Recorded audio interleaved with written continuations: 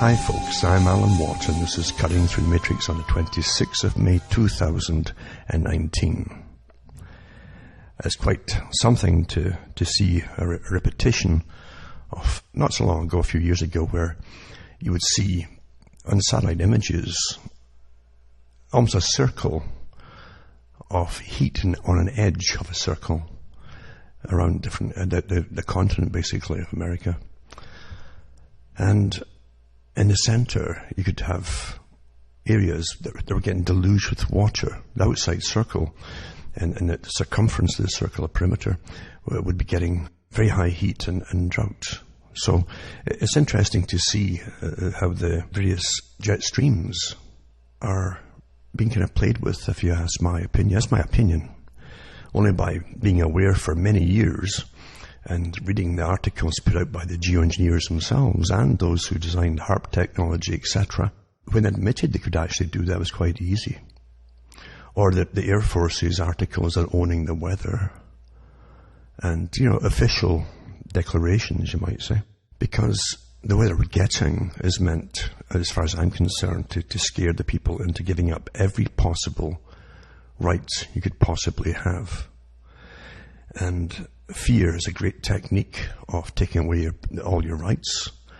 And for any totalitarian system, which the system we're really in certainly is, it's completely intolerant of any objections to this big world global agenda, and using the climate as a big excuse to take everybody's rights away and telling us how to live, right down to articles which are once again coming out from official sources telling us that maybe people shouldn't be having children, and maybe they need official bodies to decide who will have children. All the old stuff that was put out by the eugenicist societies at the turn of the 20th century, quite openly, in fact, about all the things they'd have to do, and Julian Huxley was one of them.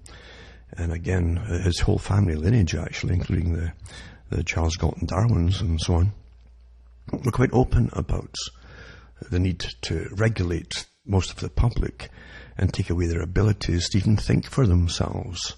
And personally, I think they've been awfully successful in that by using techniques that Aldous Huxley mentioned of behaviorism in psychology and mass indoctrination. Is awfully successful, isn't it? Whereas, again, his relative, Charles Galton Darwin, said that, and he was a physicist, he said that really those who would steer the ship of planet Earth would be the wild men, meaning that they would have all their natural abilities intact, their faculties, but the general population would really be dumbed down and made to be almost imbecilic in some ways. So that's the future for them at that time. And you think that articles which they're popping out every single year, including this year again, to do with the IQ level plummeting, are just happenstance. And then, of course, everyone who reads these articles says, well, mine hasn't. It's the same people, of course, who say, well, yeah, they say that we really don't have a mind of our own, and we're basically led to our opinions. And I'm not. Of course, that's how simple the whole thing is, isn't it? Everyone thinks they're in charge of their lives, but your choices really are very limited in a system that's humoring you in a lot of the ways. Because when you look into the United Nations agendas that all countries, including all our countries, have signed on to and are implementing for this whole sustainability program, is complete eugenics. And it's the complete agenda put out by those in charge of the eugenics programs from over 100 years ago. It's all coming to pass because they had the blueprint set up a long time ago. And all the different segments of society that were created to be segments of society, divide, conquer, divide, conquer, divide, conquer, and issue out to your leaders and train your leaders for them all. These are all part of what they claimed at the time was they would push it all through by fairness. The world would have to be fair. And so you had to create all segments that would then be given what fairness means. And what it means, basically, is the Marxist doctrine of eliminating all competition of all kinds, making everything equal. Supposedly that's IQ and everything and work and so on. And we'd be fine. It would be fine. But the fact is, we're not built like that unless they make it so. And how do you make it so? Well, you standardize a generation of humans, as most folk are not breeding at all, or they can't breed because they're sterile. And we take that just so easily, don't we? Well, yeah, I guess so. Like, this is a momentous thing, and you think it just happened in a few years by itself. Because really, 40 years is nothing. Nothing. They were noticing it in the 70s, and they were taking incredibly detailed studies of the sperm count in males in the top universities, because they're all part of the big, statistical game to see if the agenda's working. And top scientists and doctors were monitoring, and still are monitoring it all. And they keep a very good, accurate count of motile sperm. That which is lively and can impregnate ovum. And it's just plummeted. And they're all happy about it because there's no crisis, apparently. It's not a crisis. Of course it's not a crisis because, you see, that's the world that's coming into being. Now it's here, really. And a long, long time ago, they had in all their eugenics magazines that those who had the best genes would rule the world. Again, Charles Galton Darwin's wild men, he called them, the ones who didn't have the damaged brains.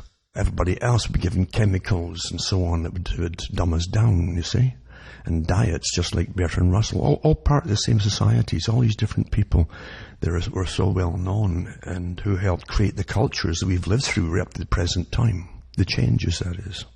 They were not futurists. They didn't look at crystal balls and contact the dead or anything like that. They simply drafted up a big agenda on what they'd have to do to make the world what they wanted it to be and to bring down populations eventually. It could take 50, 100 years to do that.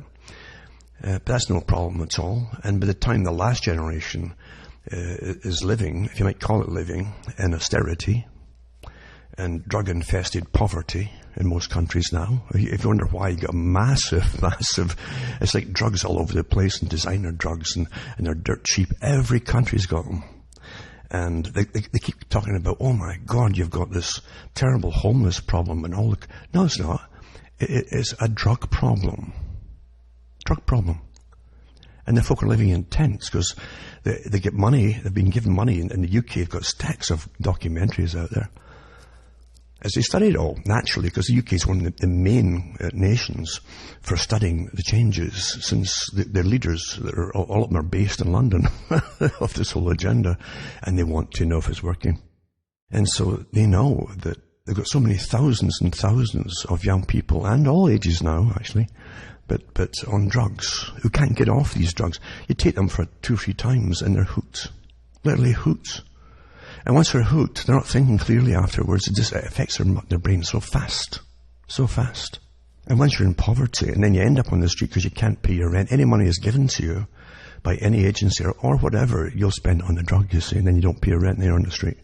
And that's happened across the US, especially. Very, very openly. Then there's no work for them either, by the way. Why would you bring in mass migration at a time when there's not enough work in a post-industrial society, folks? The terms I'm using, post-industrial, are all from the United Nations and all the different associations that belong to them. They wanted a post-industrial society. The Club of Rome and Maurice Strong, they gave you there a summit and a biodiversity treaty and everything else to do with the environment.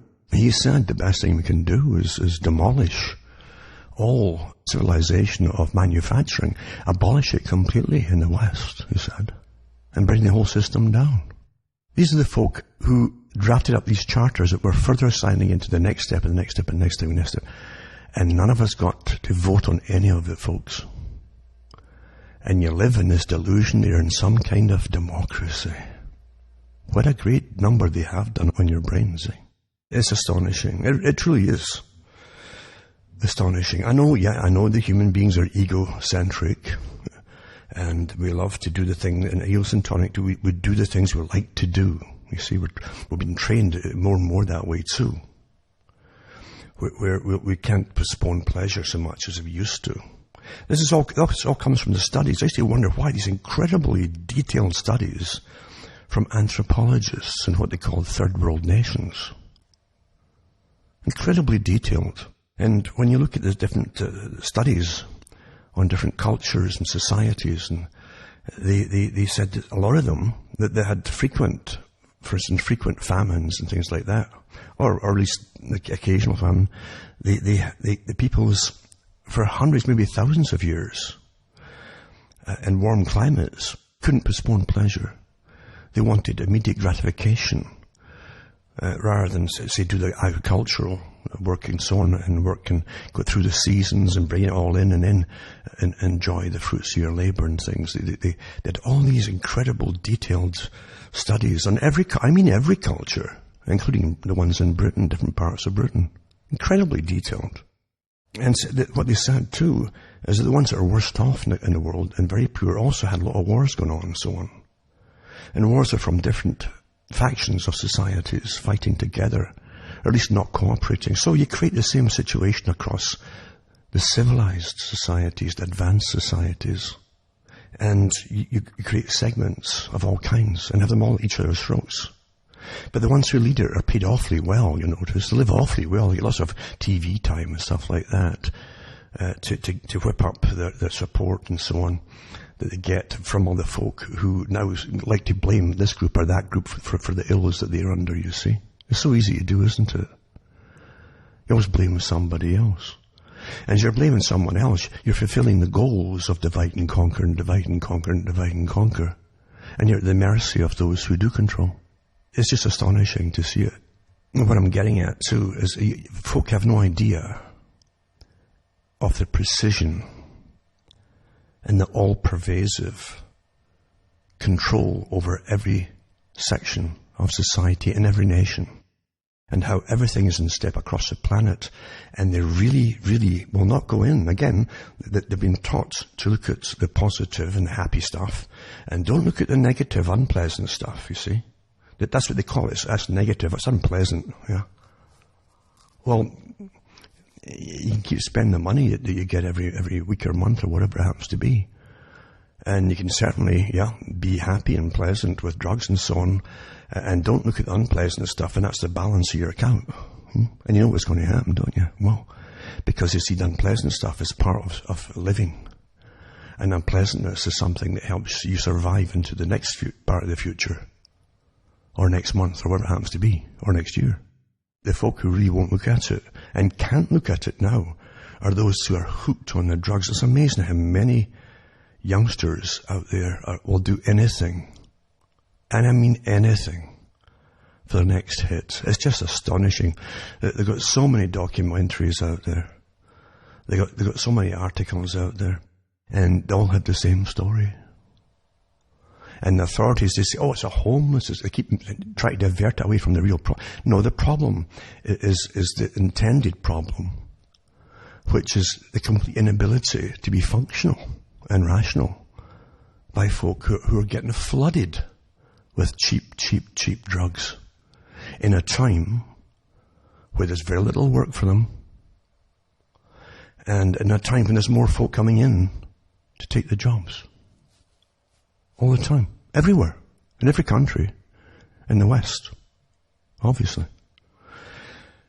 And everyone else. It's amazing how folk get into their camps and they get all angry at what they hear. Because you see, they've already chosen what they want to believe.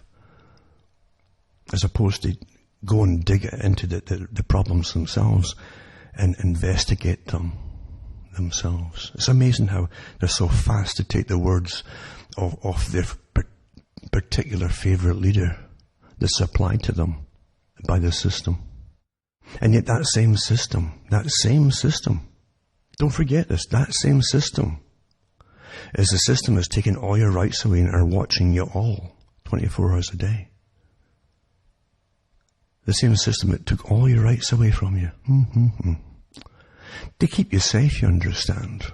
That you always need a crisis and a threat to keep you safe. Real or imaginary. But it's all of you that are being watched forever, for the rest of your life. And you think it's for terrorists? Do you really think that? Do you really think that? Or do you care? Most folk don't care anymore. Again, that something's happened to their minds and their rationality and their survival, because if you don't care about being owned, basically, by the state, whether national state or international state or global state, call it what you want, who cares? The fact is you're owned, huh? And they have decided that they have the right to know all about you, all times. And this is the same state, remember, who, to take care of you, are going to take all your rights away from you, where you can live, how you can live, what you can eat. And I really mean this. They're dead serious, and they're implementing it now, step by step, fast, quickly. Can you travel? Can you not travel? All of these things have been taken away from you. And folk think, oh, well, I don't care, I'll just stay home and watch movies. I'll just stay home and play some games that they keep churning games out. They're very addictive, of course, they're meant to be, and they admit that too, the producers and makers of them. This is not a functional society. It's a conquered society. And I mean that, it's a conquered society. It's all the signs and symptoms of a diseased, conquered, post-war society, even though the war is still going on. In a war situation, you see people, all kinds of people out in the streets living anywhere they can. No work. Often in rubble, or definitely a mess. And you'd be on drink too if you can get drink, but now it's drugs. Drugs are cheaper. Heroin's cheaper. I was watching a little article. I can watch little bits and pieces on my internet speed once in a while. And it was about addictions, say, in the UK and other countries too. And it said that the price of alcohol today in Britain was 60% cheaper than it was, I think, in the 1982 or 3 or something like that. So they were making it cheaper and cheaper and cheaper. And this is in a time, remember, when there's less employment. There's no real future for advancement in a service economy where the best you can get is stacking shelves or working or flipping burgers or something. And the competition to get those jobs now, with so many folk coming into the countries, is just getting staggering. And I couldn't believe the money and welfare and whole parts of, say, the UK. The UK really is a small place per mile. It's a small place per square mile in the population density. And they got whole sections, and towns, in fact, outside Durham, for instance, or part of Durham County in England, where they were trying to sell, whoever owned them, it was like whole streets and streets and streets of council-type housing. They couldn't even sell them. They couldn't sell them because, number one, no one wants them because it's got bedroom taxes. This is a beautiful tax. This is a good incentive to buy. You put bedroom taxes on already on an economy that's gone.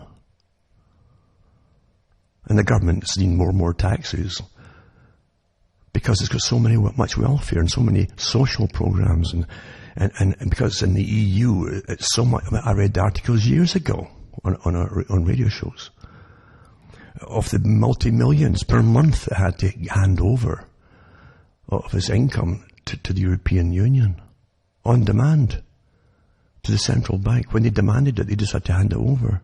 And the gross domestic product is going down and down, down, because the economy is gone. And you got a massive, massive drug problem, massive unemployment problem.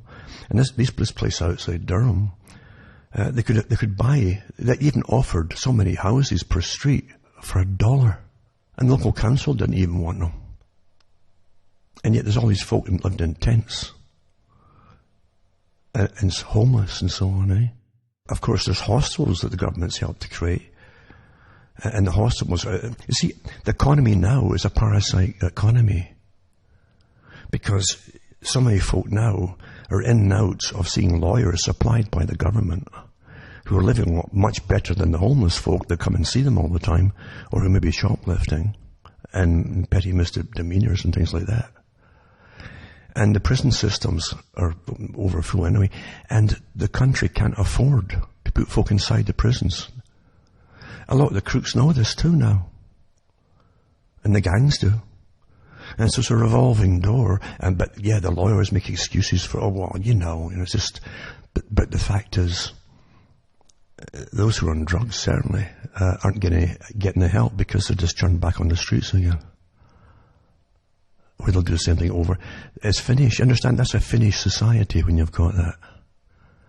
And you can't afford to do it with them because they have such a massive system of welfare and folk having their rents paid from, if they have places at all. All the money comes from folk that are working. Well, what's left to work at? The pile on top is getting, larger and larger, and the ones below who pay for it are getting smaller and smaller till they themselves will end up either dying off or else they're unemployed themselves. You see what I'm saying? That's the same in the US too, a lot of places in the US as well. But you'll find behind it the mass homeless problem too, you definitely have an incredible drug problem. Incredible with fentanyl and God knows what else there. There's so many drugs out there. I've got lists of them actually.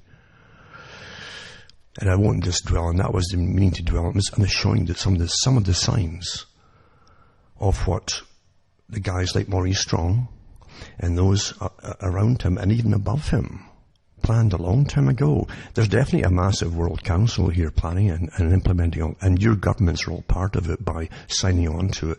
There isn't a politician out there that doesn't know what's going on. There's not one. Not one. And they're well paid. But it's a disaster to the public, but it's a victory to those who planned this. Again, a post-industrial era. And you'll eventually go into pretty well almost a post-consumerist society for austerity, where your basic consumption will be for food, clothing, and shelter. And you won't have all the extra money left for much else after that, and taxes for everything. It's to get pretty bad. They planned this, and it's to get even a lot worse actually.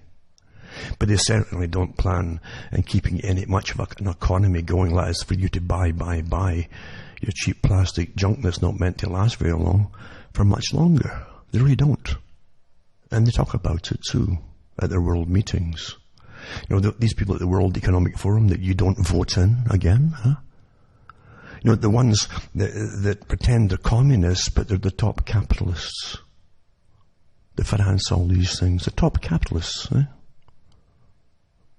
Folk never catch on to this game. I've said years ago, how come all these top communists are all multimillionaires? And the ones who get in the right footing with them end up the same way themselves too. People don't figure it out. The top world banks, the banking system is part of this superstructure of total power. Always was. It's set up through the Volunteer International Affairs and the CFR, etc., all the different groups that they have out there. They set up the World Bank, private. They set up the IMF, private. They set up all the Bank for International Settlements, private. They set up the system of central banking systems, private. They run us. We don't vote for any of this stuff. But it's essential to have all that to control the whole planet. It's to own the money system. Even if there's nothing backing it, it's the greatest conjuring job out there, really. It's a control factor. It's a few functions. It allows those at the top to live the life that the kings and queens couldn't imagine a couple hundred years ago. The lifestyle they're living and the height of luxury is astronomical. The United Nations itself almost boasted, because I actually wondered, could this UN, I knew it didn't care about the people, I knew what the agenda was, and they kept saying, the gulf between the rich and poor is just a massive chasm now, and every year they'd come out with the same stories, because they're part of it. The United Nations is this so-called embryo of a world government that everything gets signed under. All these charters get signed under, that we don't vote for, that is not democratic. Never was. This organization plans to bring it in the Gulf, have it wider and wider and wider. You've never seen that the United Nations condemn the World Bank or the IMF or any of that. Never see it. No. What they do is demand that all the countries that where our money is taken off us to hand to these organizations out there to lend out across the planet, not to get paid back, by the way. They never do. They write it off. It's all debt, isn't it? And we're the guarantors for the debt. So they're quite happy putting loans out across the world, always have been, knowing they'll never get paid back by the people. But the guarantors, the public of the Western world, well, we have to pay it all off, and then they give them another loan, because it's not. They don't care where the money goes. They've done studies on it. They don't even go and check up where the money is supposed to go in these countries. They don't care. And they hand things out to dictators that end up getting weaponry and all the rest of it. They don't care about it. When you see things not meshing with the logic that's brainwashed into you, the supposed logic of sanity, which is not sanity, it's insanity, then you know something really stinks, don't you? You should do. But don't keep following along having your opinions given to you by people who know how to put the act on and put across on television with authority. Look at the mess we're in. Look at the mess we're in. And at one time, every country out there in the West, everything you needed to survive, never could to purchase in a country, from scissors to whatever, buttons, you name it, to thread, to clothing, was all made in your own country. Everything. Think about it. Think of the levels of employment for any particular item, from raw materials up to the actual bulk, whatever it was that was sold in for it to be made into the finished products. I mean, so many levels of employment. All gone. And they keep telling you that they're going to be better off. The only reason we're better is because they keep churning out more and more cash at the moment for a while. Making it available for a while. Because the money isn't even meant to be paid off by us. It's all bogus. It's backed by nothing. But anyway, I'm going to touch on a few articles tonight, because some of them may tie in with some of this that I'm talking about now. I mentioned before too about Australia especially. Australia gets into the paper because different countries are picked for almost test areas for certain talk. Some of them were for using the electric cars years ago. I read articles years ago. They had other ones too where they even had biofuel on little islands off of Scandinavia somewhere, where they would try biofuel out when that first came out from plants. And take little test areas, you see, where they can study it. They do the same thing with little areas for their pharmacology and for inoculations and things. They come out, they can get certain areas where they can study the people and they can study the efficacy or of certain drugs or whatever, or if they're no use at all, at least they can get good results in study, that is, from almost a closed society. It's like, I think it was Iceland, that because of the people being there for centuries, pretty well, without too much migration into those countries, they had a pretty clean gene pool, which you could study very, very well. And some pharma companies opened up big test laboratories there for that reason, you see.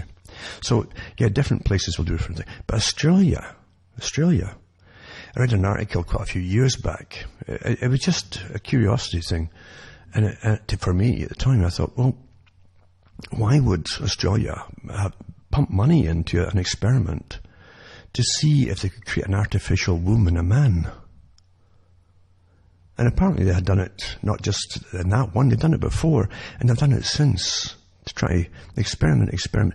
What's so important? I mean, you have to see yourself, and that is there going to be a shortage of women who can carry because they can hire women that'll do this now. They'll carry a child if they're impregnated artificially or naturally or whatever, but they'll carry someone's child to birth I thought, well, there's no shortage in that. I mean, we might be going infertile, especially on the male side, but I mean, why would they be wanting to see if men? Was that in case somehow the bad disease came along? Your mind trying to be nice about things, right? To go along with it and see what's plausible. Well, maybe there'll be a virus release somehow or just develop that'll wipe out all the women or something. And of course it's not that at all. Mind you, if something can be done scientifically, and with so many universities just churning out, the universities are like machines, they just churn out people with degrees all the time and masters and doctorates and all this. And there's so many, look at the whole environmental, it was nothing before, but now it's suddenly an important thing. And all these folk go in there looking to living off grants, you see. So they need crisis, and if not, they'll just create it. So it's the same thing across the board, but you have folk going into this bioengineering and let's engineer humans, and it's the old stuff from all the old movies that you saw, from Soylent Green and Logan's Run. All of these things, you see, a eugenics program where the scientists are in control of everything, and THX 1138, same kind of thing too. That's where all these stories came from.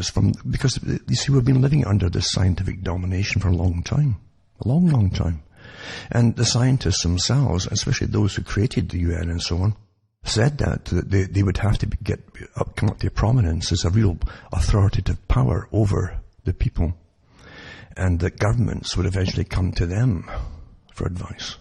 And they're all living on grants, as I say, big money, better than most folk. Doing really constructive stuff. They had these theorists, they're all sitting there in big, massive grants and deciding that they're so important that we should disobey them, basically. And they had the right to take all your rights from you to save the planet, because they knew better than you, and they couldn't think of a better idea than to terrify you about the environment to take your rights away. You see, that's what the Club of Rome, that's what they were given, that kind of job, you see. And it's quite staggering to see how successful it's been. But every government signed on to it that tells you there's a superstructure above everything, and that your governments at that level are much lower on the totem pole than the ones above. And every politician obviously is well aware of it today.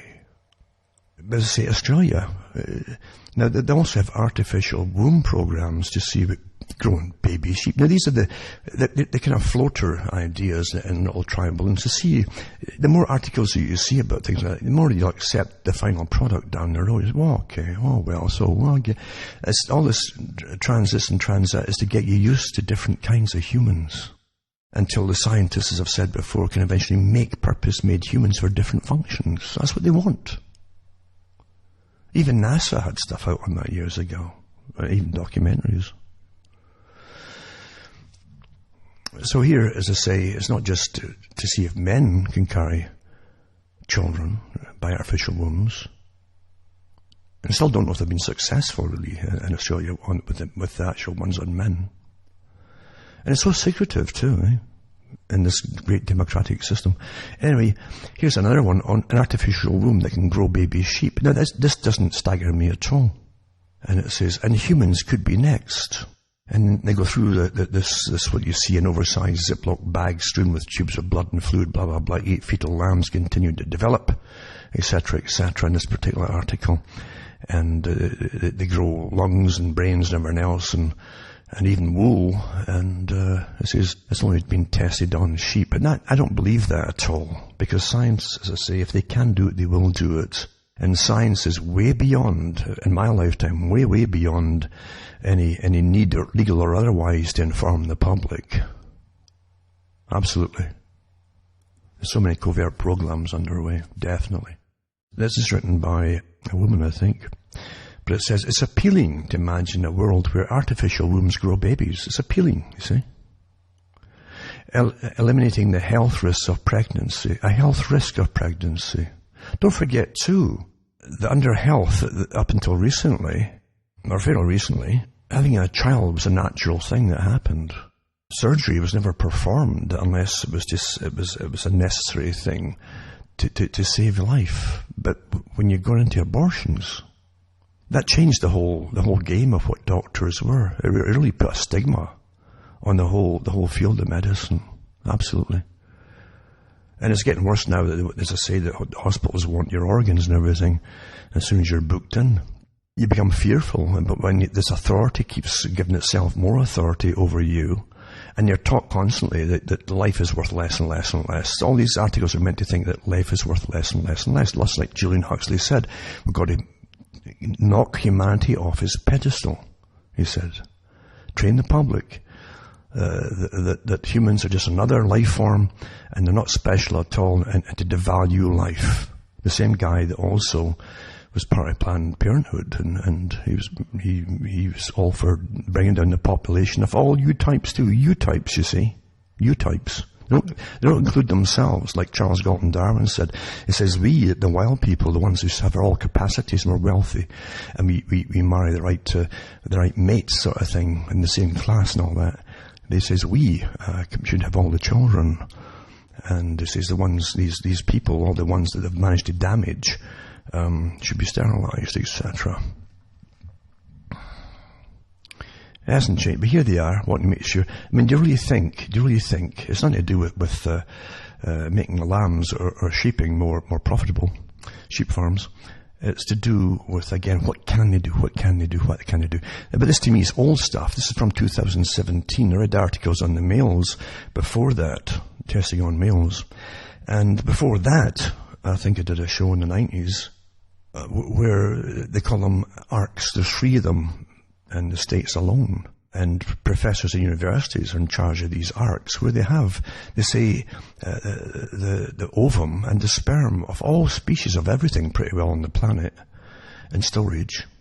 And they have also done, according to the documentary that I saw, there's a woman professor, I think from Louisiana, who was in charge of one of them, and she says we've also put them together after they've been deep frozen for a long time, and it hasn't destroyed the cells, and put the fertilized ovum into, say if they got a dog, they can actually put it into a cow to bring to term.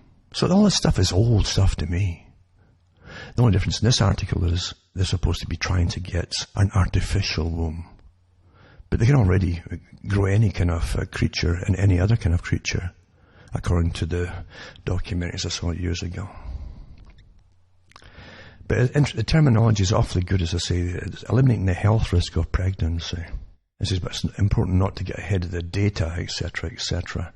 It says it's still science fiction to an extent at the moment, right? They're still working towards it, obviously. And of course, what they also say is pretty well like the use for premature infants. They can have they have incubators basically where they put the children in to keep them warm and so on, and at the right temperature and the right kind of humidity and everything else too. Well, part of it. But you get that article there, and then you get no men required. I did these articles before, I think, but it says no men required. Australian women will be able to have babies without males within 2 decades. For, again, in allopathy, fertility expert says, what Bertrand Russell says, will train the public they can't do anything or even believe anything without an expert's advice. And that's happened. That's so happened. One time he didn't need advice on how to even have children and how to go through pregnancy, etc. It was all just quite a natural thing for thousands and thousands of years, you know. Anyway, it says, it will be possible by breakthroughs in fertility technology. And it says, comments come after baby mice were recently born to mothers in China. They also did articles at the same time as this one to say that they tried it with humans, where they can actually take basically a stem cell and alter it into, and they had all the technology and ability to alter it into any particular cell they want, including what they claimed at the time was a sperm from a female, a cell from a female, put back into a stem cell and then made into a sperm. That's what they claimed at the time. This is a different article to do with mice.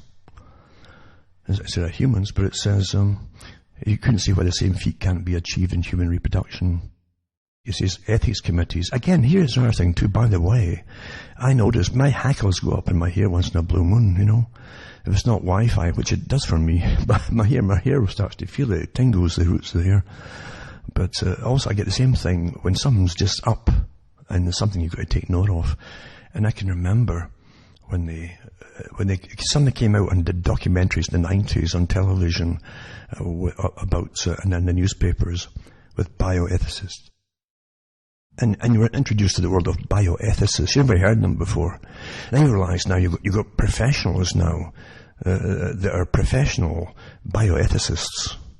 And we all thought we had our own ethics and things, but no, they've got the real ethic. They're the ones now who decide you should really die, you know. They're the ones who decide maybe your life isn't worth that much in hospital.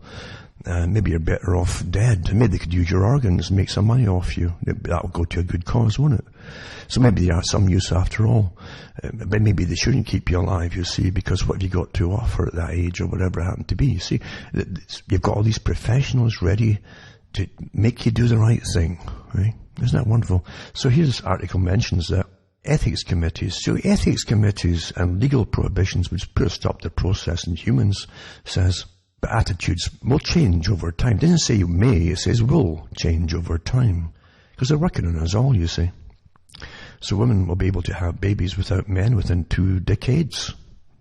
Australian fertility expert says. Isn't that wonderful? And Dr. David Malloy said pregnancy will no longer need the input of males in the future thanks to advancements in fertility technology. Isn't that just wonderful? It would mean that heterosexual couples where the man has low quality sperm and women couples can have their own genetic child. So there you go, you see. Because they really care, you see. They really care about women couples or male couples, you see. Do you really believe they care? Do you really believe that the ones at the top use every possible thing to divide and conquer, but if they can experiment on any of them, they're so happy to do it? Really? Everyone's getting used here. And why they're doing it is for reasons you'll never figure out just yet. They said, I think it would be possible to fertilize an egg with a set of half chromosomes and targeted gene editing, it says here. They've got problems at the moment from the ones from mice, for instance. It says, where they've got deformities, the ones that are done in this way from mice, you see. It says some of them have long tongues and big bodies. I guess they're wanting long-tongued humans, and big bodies. Who knew? Don't mind if they're bigger the body with this austerity, how they're going to get all the food to keep their body big. But there you go. You get what I'm saying here. It says the scientists could one day create humans whose biological parents are 2 women or 2 men. Well, it's so important that that's done, isn't it? You don't understand they're going to bring out different kinds of humans. They've already said in other articles they're going to make them part animal and so on. And other science magazines and paper and university articles too, and textbooks mentioned that they could even go ahead and start creating purpose-made, work-made humans or creatures. So all the steps in between are all part of that. They don't give a darn about helping you feel better about anything. It doesn't matter who you are. Nothing at all. Another article, want to dismantle capitalism, abolish the family, right? Feminist theorist Sophie Lewis's new book looks at how rethinking pregnancy, here you go again, let's look at pregnancy and the idea of family as forms of labour is central to emancipatory politics. Again, the old Marxist critical theory idea where you criticise all the past and make everything equal and so on, even though you can't even judge the past because everything's so different, vastly different before to make things happen the way that they did. So, it says, arguably the most infamous demand of the Communist Manifesto is abolition of the family. This person's arguably, in other words, she doesn't think any big deal about it. And it says, they also noted was patriarchy and capitalism worked in tandem to produce willing, alienated workers, where women became little more than instruments of production for the men who lorded over them. So they're so incredible. You can't even judge the conditions then and what happened under anything. There was no welfare back then for anybody. And people had to survive.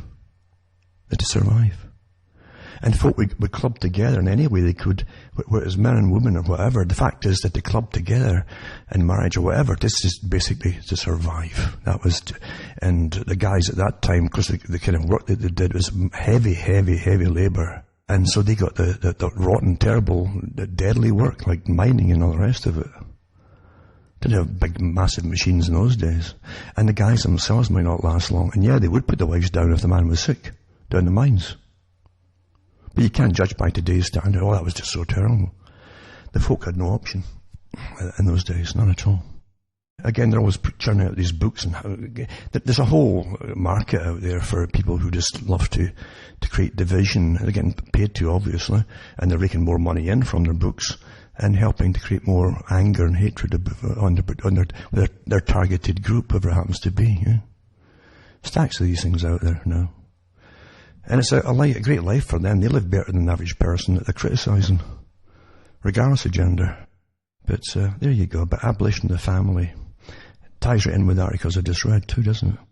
And another article too, actually it's from the United Nations. It says, a healthy planet depends on all of us.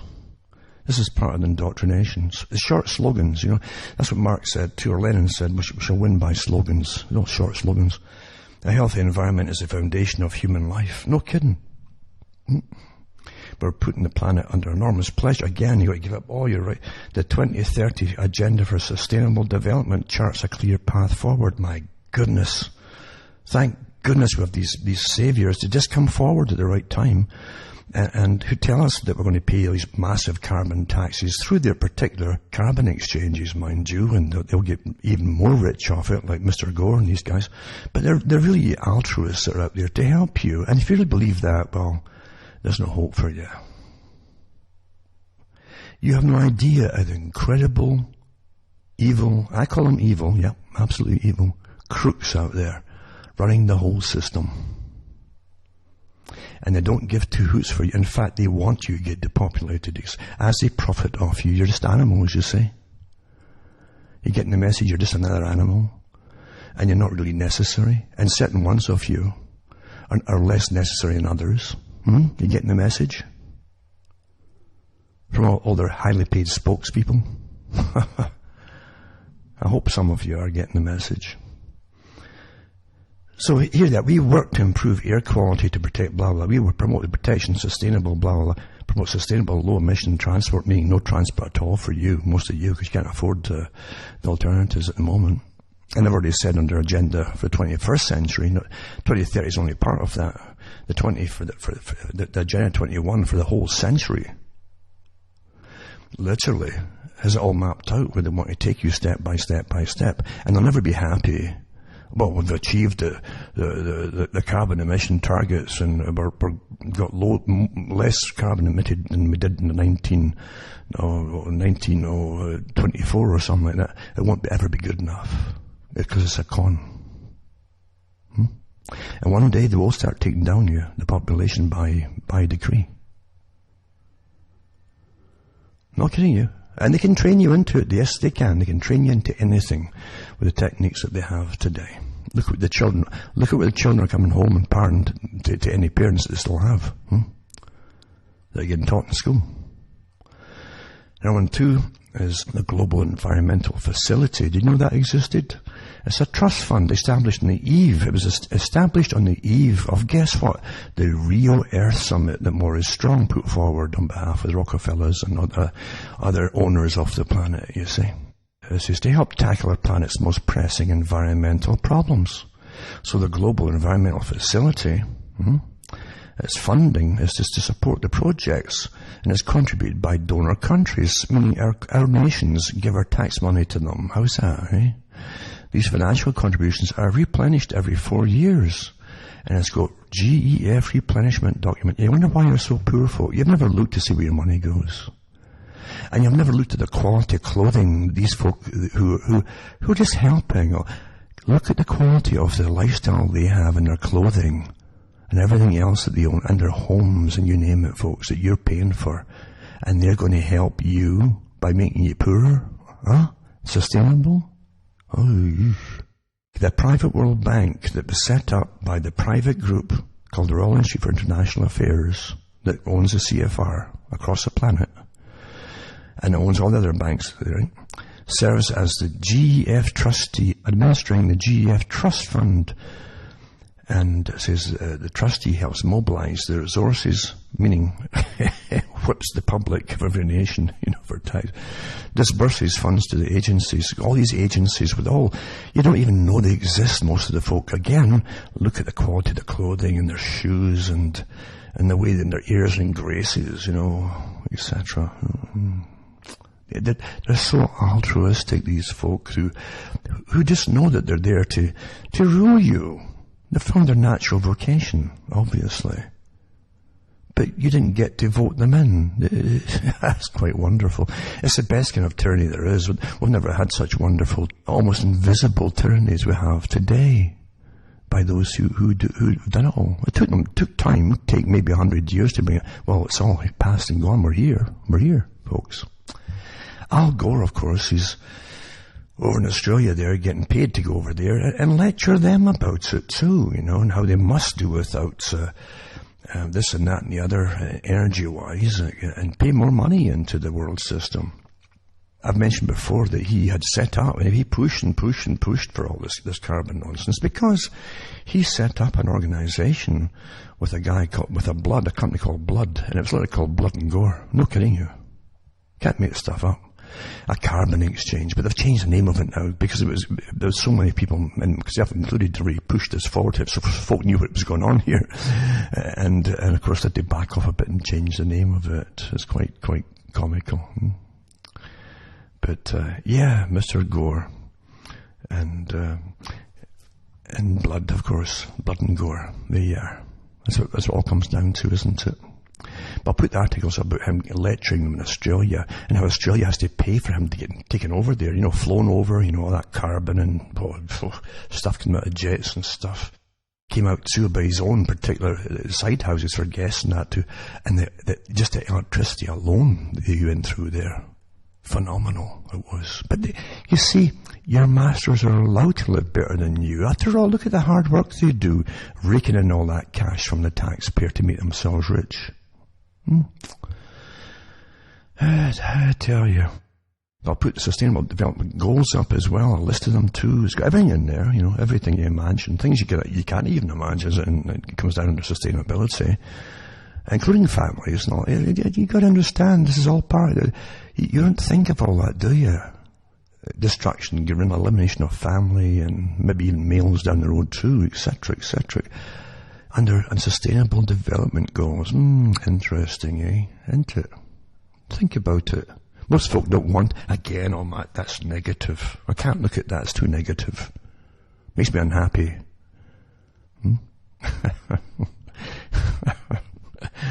Oh, dear. Why they give you so much pornography on television? So, as long as you don't have children, they don't care what you do.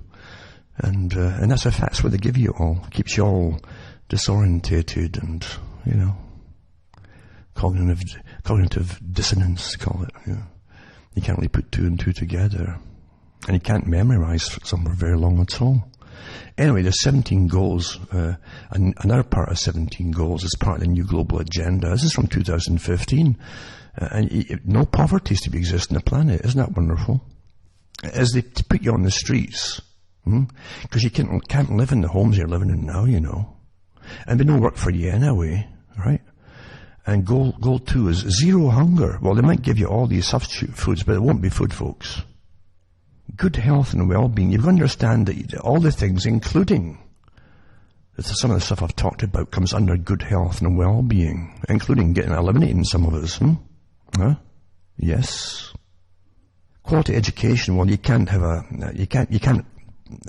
indoctrinate children with the agenda unless you can get the children through a mandatory education. So that's imperative, obviously. Gender equality, right? Well, why are you trying to make mice, female mice create their own, male sperm and stuff, and eventually you can do that with humans? And say, well, where's the equality here? Okay, what's going on here? Clean water and sanitation. Affordable and clean energy, yes. Well, hey, everything comes under that. Affordable. They just see all these experts decide what's affordable, but they'll come up with a figure and they'll say, well, that's what's affordable. You won't have any input at all. And clean energy. Well, apart from sunlight, what's clean? When you make turbines, the cost of making them, all that stuff is manufactured, and there's furnaces involved, and carbon, and boom, boom, boom, and the chemicals involved, just making all the different wiring and coatings and so, yada, yada, yada, yada, yada.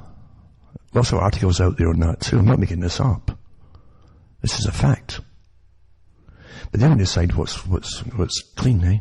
Decent work and economic growth. What you got in the moment? They've taken all your work away through the same organisation of the World Bank, that gave World Bank and so on, that gave you the EU and NAFTA and the new name for the same thing, and exported the work. They literally exported it through the GATT regions to China. All your governments signed on that they would pay your factories and corporations to move all this stuff off to China. I've done so many shows on that years ago when it was all happening. Our tax money paid for them to uproot and move, and left us with what's called a service economy, eh? Where things are just brought in and passed around. There's no manufacturing left. And you're left now with a massive top-heavy, almost a communistic system, managing the dysfunction of it all with the mass unemployment, all paid by our tax money, with stacks of agencies, social work departments, welfare systems, and again more social work departments and specialised units dealing with drugs, plagues of drugs on the streets and home. Huh? Think about it. Huh? Think about it. Decent work, right?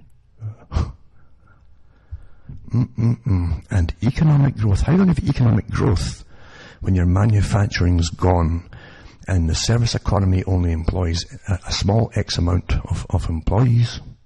All the big superstores that are left now are putting in self-checkouts. So there's nobody working. The government will give us tokens for money, issued, like Bertrand Russell said. And you'll have to be awfully good and don't be an asshole or a social behaviour and say something you shouldn't say, even in a quip, or they'll withhold your token and you won't be able to pay your rent or buy food. That's what Russell said this back in the 40s, before you had the term asshole. And then you've got some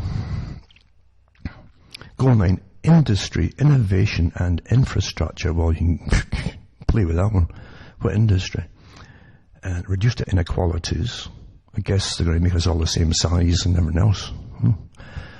Sustainable cities and communities, which they're all going to be. Do you understand the control of everything I'm mentioning here? To get with anything that they're wanting takes like commissars, whole legions of commissars to manage it all. Sustainable cities and communities.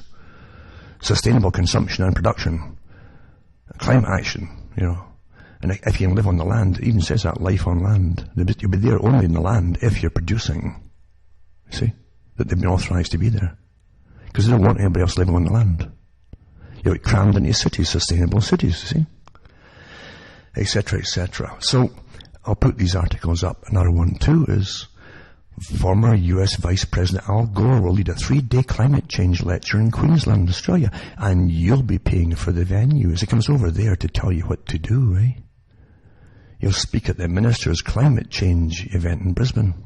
The cost of the event has seen Queensland government fork out about $142,000, so they can tell you you're producing too much carbon and you're not eco-friendly, and put your tax money through Mr. Gore's carbon exchange, and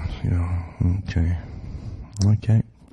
But it's got it here, and I'll see if I can find that one out too that I've got with the new name of Blood and Gore's new name for the company. There you go.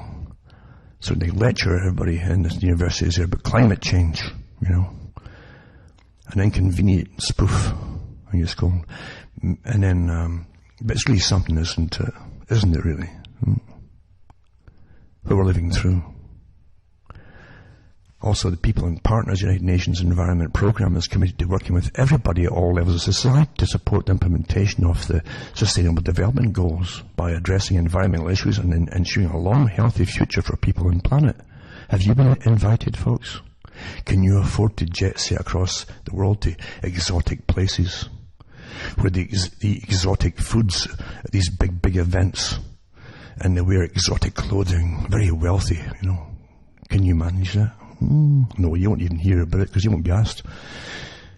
And it says the implementation of the 2030 Agenda for Sustainable Development Goals and its 17 Sustainable Development Goals officially began on the 1st of January 2016 as a UN family. See, we're all a family, you understand. Only in the family you've got bosses in the family, you know, and maybe bosses, big sisters and big brothers and stuff that they're decided to rule you in that, you know.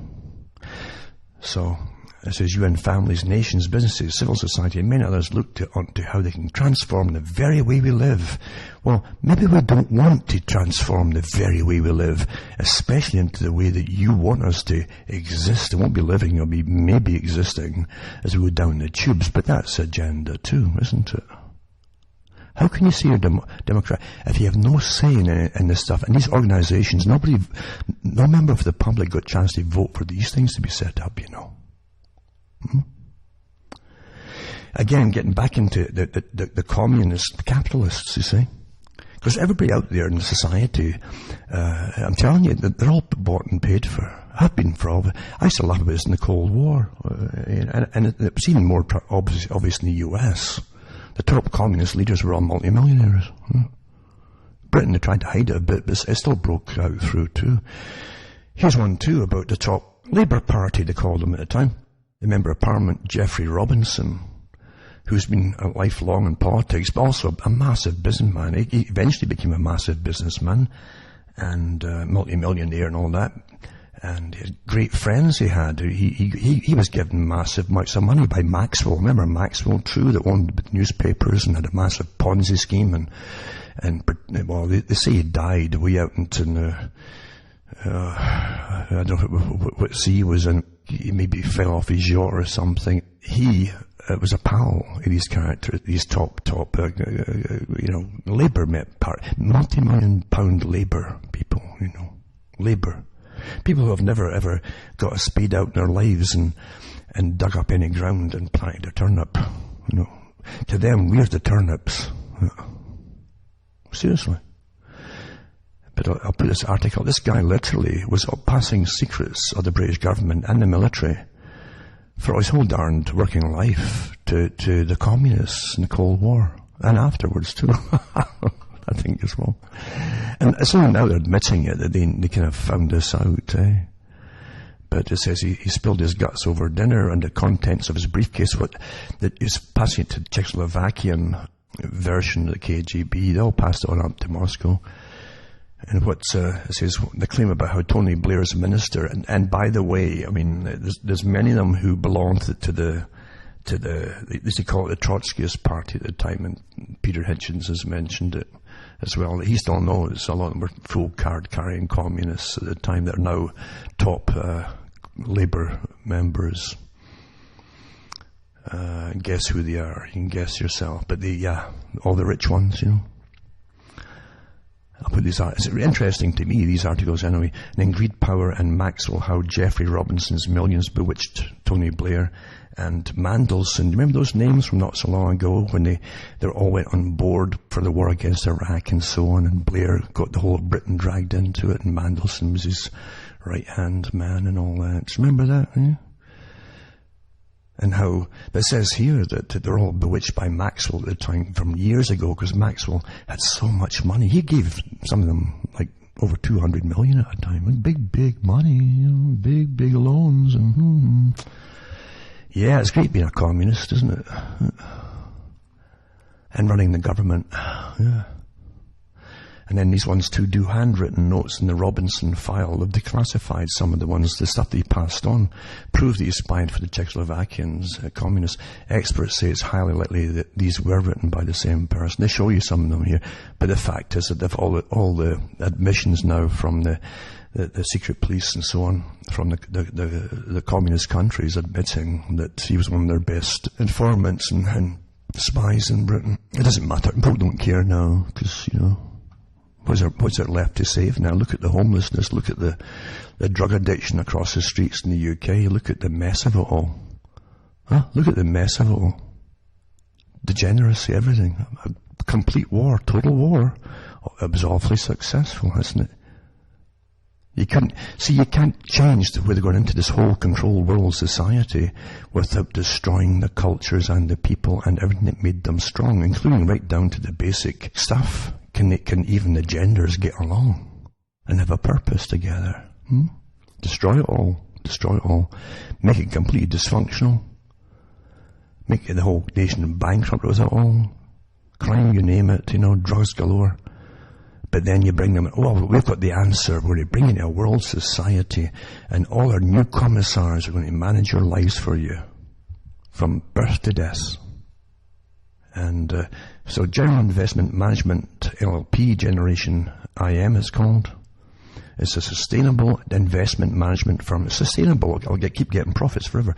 Founded in 2004, co-founded by former U.S. Vice President Al Gore and Goldman Sachs Assistant Management Head David Blood. There's Blood and Gore. But it's now called Generation Investment Management.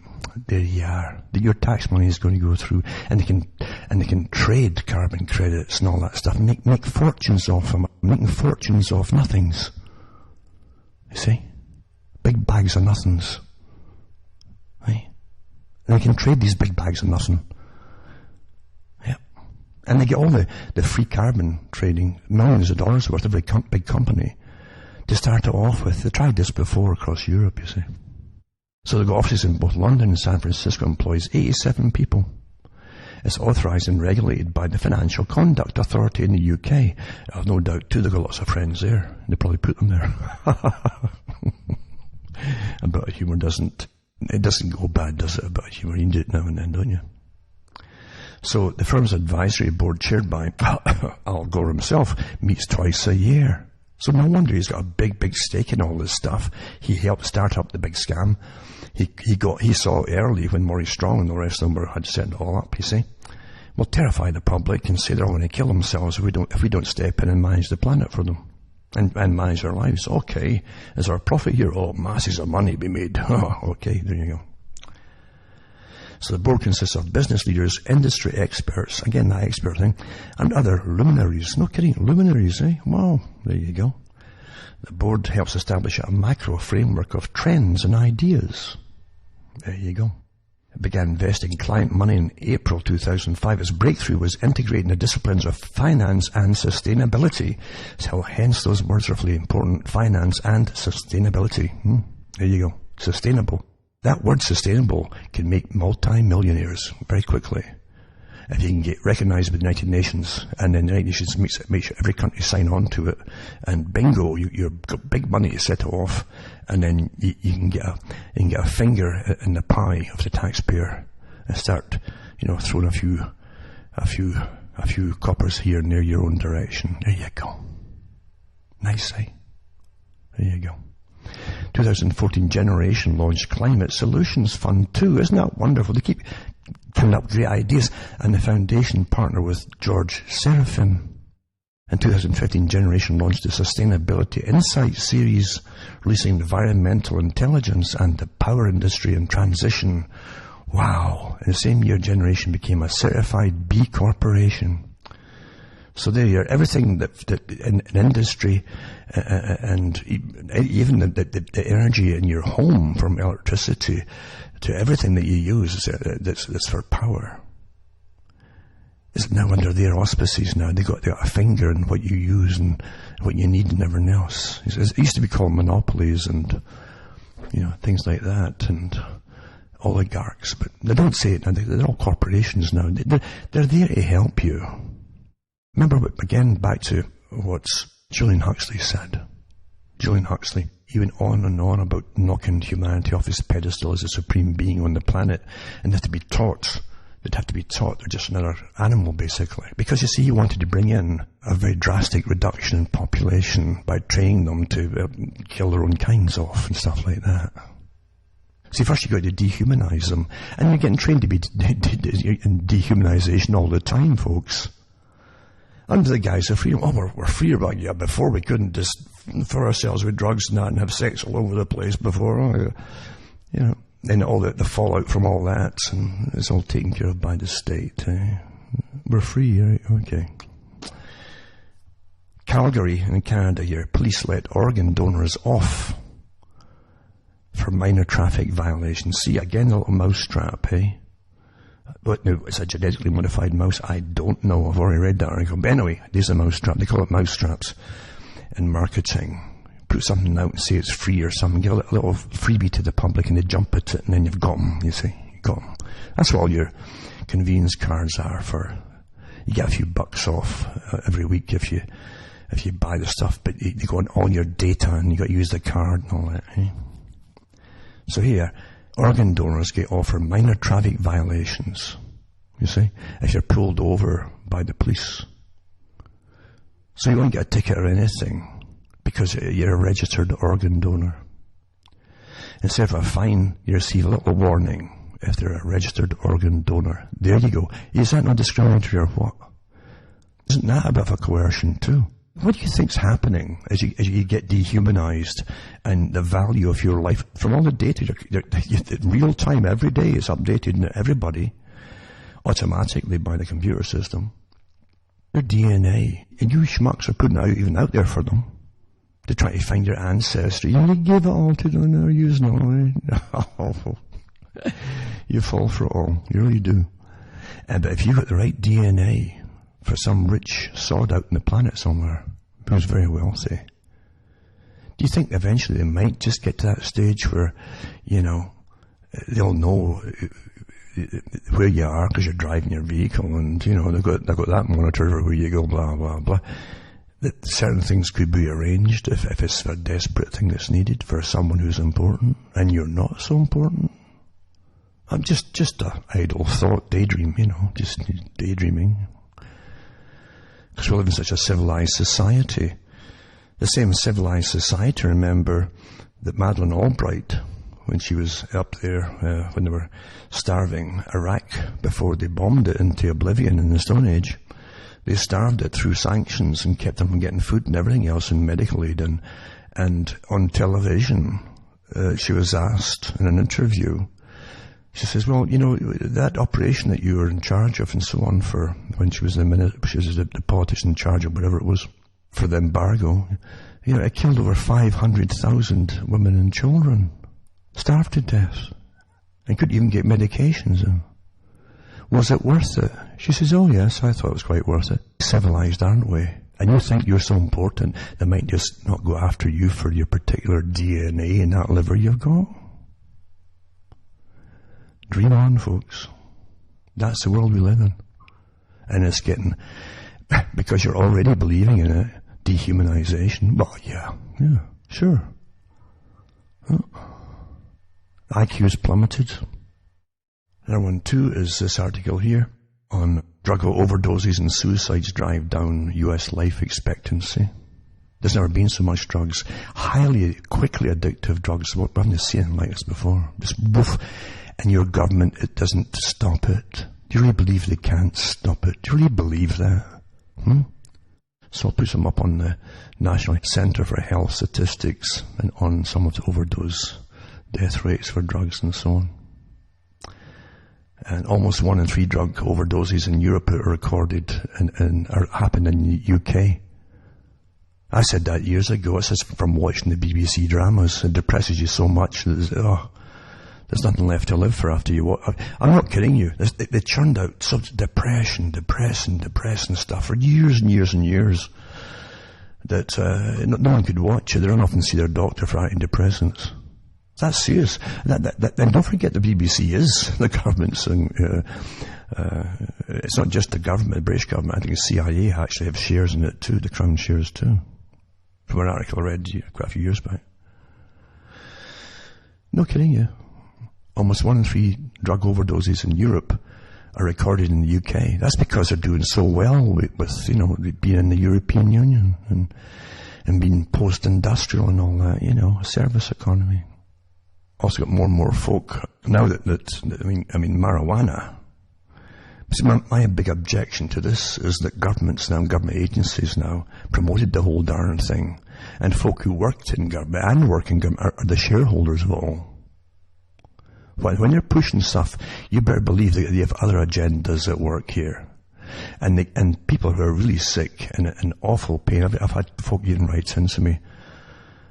They wouldn't even give them painkillers after complete hysterectomy. Some women who've had problems, when it's necessary. And they can't even get painkillers now. Oh, I don't want to addict them. Understand what's going on here? Eventually, all you'll get is marijuana. Government authorized from government agencies, and big corporations are in league with government and so on. There you go. It's also getting more common, obviously. Youngsters think if parents say this is legal, it must be all right. So they start earlier and stuff. Anyway, killer drivers finally unmasked. Police officer, son 18, who spared jail despite ploughing into and killing 2 pedestrians in his parents' Audi while high on cannabis, is pictured for the first time. They've had stacks of this stuff. They've kept it quiet. They're going to have, obviously, ride programs where you have to go in, oh, here we go again. The folk who are not into all this stuff, or even into the drinking and driving too, same thing. You all have to go under it's like there's a terrorist somewhere on the planet, so you all have to be spied on by your governments. Huh? Or there's drunk here and there, so you all have to go through this. Huh? A thought experiment, Evan Horowitz IQ rates are dropping in many developed countries, and that doesn't bode well for humanity. Well, it's working, the agenda's working, isn't it? Because that used to be pretty well innate. You were born with it. But I've followed this for years, and every year some of the UN departments come out with their own statistics on it too. And there's never a this is a crisis thing from them. It's the same with folk going sterile. If folk are going sterile, how come that favourite word that they have when they try to rush it is why it's never used that, oh, this is a crisis. They never mention that. It means they know what's happening with fertility, so they're quite happy about it. It's meant to be. And since IQ has been dropping for years too, well, that's meant to be as well. They know it. They want it. And this article too on Australia, as Mr. Gore is there, they lectured them on putting more money his way into there's different carbon exchanges, all very important people that you're going to funnel your money through, including a world one, by the way. I did that article years ago. They call them green banks, and our favourite bankers had one, I think in Switzerland. They said a lot of it will go through there too. You can imagine the interest overnight and alone when countries are putting all this fake nothings through. Money for nothing. That's a good song, that is. Money for nothing, your kicks for free. We get kicked, and the guys get money for nothing. Big bags of nothing carbon. Nothing, yeah. Just imaginary. Yeah. A trace gas that's completely invisible. Doesn't cause haze or anything. Gore's over there in Australia. This politician in Australia says, or Barnaby Joyce says, these people don't have electricity, mate. Barnaby Joyce says voters are more interested in affordable power than climate change policy and fiery rant. He says there's more than 100,000 families in his area went without power because the bills are too high. Well, wait till they finish with their sustainability nonsense, eh? I had to laugh too when I mentioned earlier about the feminist who's raking the cash in on books on our favourite enemy, which is men, how bad they are and for the family and all that, and the family should get abolished. But here's another one too, Naomi Wolf has made a good career on this. A feminist author, Naomi Wolf, learns in a live radio interview that her new book contains fundamental factual blunder, and the men she insisted were executed for sodomy in Victorian London were actually pardoned. Well, facts don't matter, for goodness sake, right?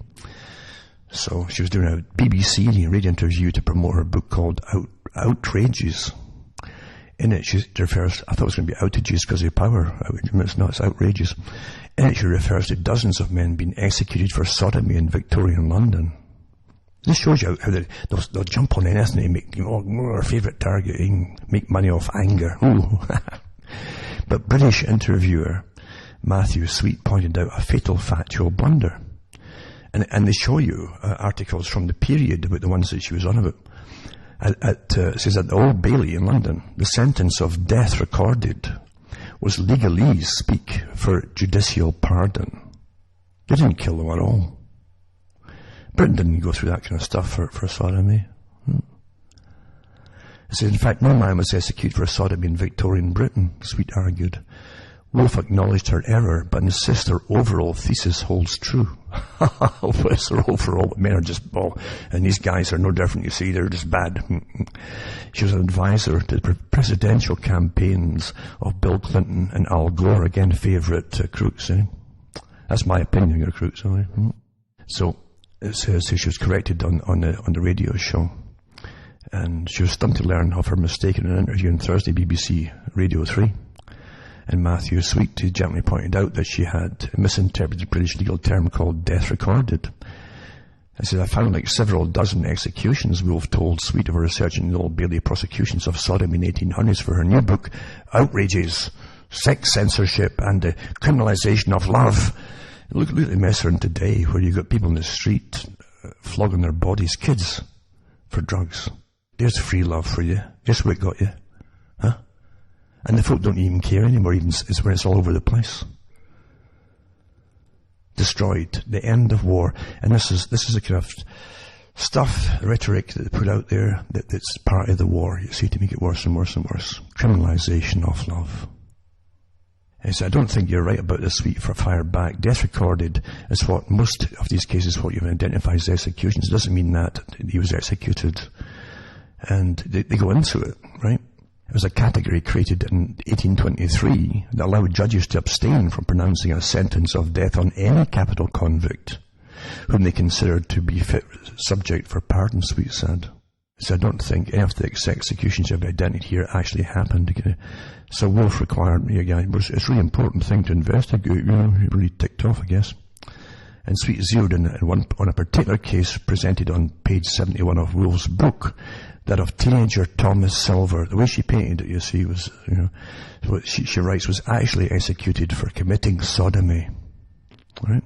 Teenager, poor guy. I see it. Again, going in the past when, Anyway, Thomas Silver wasn't executed, Sweet says in an interview, producing a contemporary newspaper clipping, actually of the actual period newspaper, showing that Silver's sentence was commuted. And their point was that that's the terrible society, you see, and that's how they treated this kind of thing back then. This men that loved men, you see. That's how she was pushing it. But the thing was, though, this guy that they commuted and let off with it, he was actually found guilty, and it says it was because he had grabbed a 6-year-old boy. Is that another oops thing? Oh, oops. Oops. So, it's quite something. So that's what it says here. It says, the clipping from the time shows that Silver's automatic death sentence was commuted, as well as that his crime was much more serious than Wolf indicated, pointed out that the nature of Silver's crime was more disturbing. Silver was then 17, convicted of indecent assaulting a 6-year-old boy. I think the evidence was totally unfit for publication at the time, you see. And the records show that Silver served a prison term in Newgate for attacking and doing the rotten things to this little boy. See, it's so easy to go in and paint a story because you've got this angst, and when you sell books to the popular segments of society that have been literally weaponized. It's sad, isn't it? It's just, how can you possibly have any functioning society when it's so corrupted and divided by so many segments that are deliberately out there and with incredible funding, a lot of these people? I see it all as a warfare tactic, all these things. And it was meant to be from even the times of Julian Huxley. He was adamant about the agenda. So was Karl Marx, of course. Karl Marx, of course, where did he live? He lived in London, eh? Access to the British Library. By this totalitarian British system, they give him access to the library, he was given access to all the incredibly rare books and everything, of histories and goodness knows what, for such a long time, by this rotten, terrible Britain system. No, he worked for, as far as I'm concerned, by those who ruled the system. That's what I can see for sure. Whenever people try to get you riled up about what's now called popular marginal areas and so on, and divided society, if someone's trying to rile you up, make you get all emotional and angry, you're getting used. As far as I'm concerned, you're getting used. And that's the first indication in psychological warfare of you've just lost when you become emotional. Your logic must guide you. with reason and facts. And you must decide for yourself. Because the emotion is put across in such a tremendous way of almost neurolinguistic science of people who are trained in it to guide you into a state of anger, not to use your reason or logic. And they certainly won't give you the facts. For across the board, for all the different sections out there, be careful. And if you've joined a lot of these different groups, you're getting used for agendas which are utterly destructive to all of us. All of us in the long run. Because only through destruction can the big folk at the top step in eventually, all these agencies that are all set up quietly and covertly, and say, well, we're stepping in to take over society now that you're all in such chaos. Order out of chaos. Here we are. We're the order. And you're with such a dysfunctional mess. You probably cry for them. What is it Rockefeller said when he talked about some of this agenda? Rockefeller, remember, and his dad, old Rockefeller, he said that the competition was a sin as it took over monopolies over all the things that you needed. Food, fuel for industry and everything. Complete monopolies. They've never changed. The same organization that the Royal Institute for International Affairs belong to. Take over all the resources of the planet. And then bring in the scientific experts to rule the public, depopulate, etc. But folk wouldn't give up their rights, so you can create crisis after crisis after crisis until you'll have a population at the end of a war, and they won't even know they've been in it. They're just part of it. It'll be so dysfunctional and chaotic. He says they'll come to us with perfect docility. That's what Rockefeller said. How do you think they would get us to come with perfect docility? We're here to help you. Look at the poor mess you're in, the poor people. Look at the mess you're in. But you can't live like you've lived before with rights and demands. You have to follow what we say here if you want to survive. Live in that cramped city. Eat what we give you to eat. You can't breed, so we'd prefer it if you got sterilized. Unless you're one of the worker helpers and you can actually earn the right to produce children. Maybe one or two. I'm not kidding. I'm not making this stuff up. This is stuff they talked about, and Charles Galton Darwin did too. And the Huxleys. And the Russells. And the Macy Group. And all the other groups out there that all work together to make this happen. And the Maurice Strongs that you never voted for into anything. Anyway, that's it for today. I'm sorry to say, but it's important that I put some of it in. You can't really do a talk without cramming so much in, I suppose. It's not a downer. This is not. See, knowledge is power, and if you're fortified with knowledge, it teaches you of how to avoid so many pitfalls.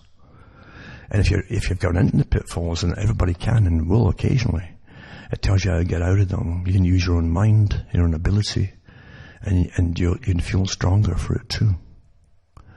But whatever you do, be careful of all the different authorized groups out there and authorized leaders of different things who are the real haters. That's all they promote, is they target groups, and they're authorized to target different, and genders. They target everything. And everybody falls into a camp, and they're all getting used. Because really, the war is upon the people. Means the people all have to come together here, all of them. Because what's happening is the most hellish thing that this world has ever seen. It's the most dangerous thing we've ever had to cope with. From myself, Alan Watts, Ontario, Canada, it's good night to me. Your God or your gods go with you.